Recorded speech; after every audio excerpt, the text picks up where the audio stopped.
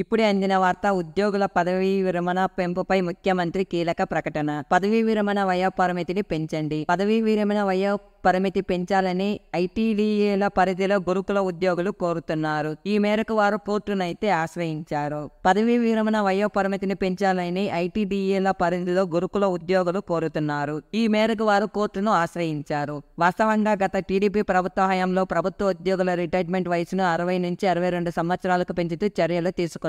అయితే గత వైసీపీ సర్కార్ గురుకుల కళాశాల పాఠంలో పనిచేస్తున్న ఉద్యోగులకు అవకాశం కల్పించలేదు. పదవీ విరమణ వయో పరిమితిని పెంచలేదు.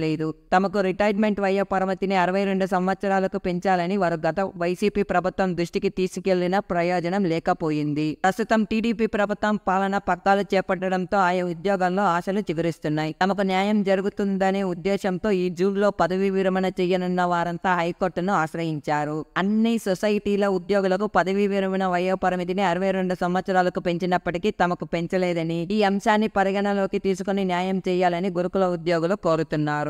సో ఇదే మనకు లేటెస్ట్ గా వచ్చిన అప్డేట్ ఫ్రెండ్స్. ఇలాంటి లేటెస్ట్ అప్డేట్స్ కోసం మన ఛానల్ ఇప్పుడే సబ్స్క్రైబ్ చేసుకోవడం మర్చిపోకండి. థ్యాంక్స్ ఫర్ వాచింగ్ జై న్యూస్ తెలుగు.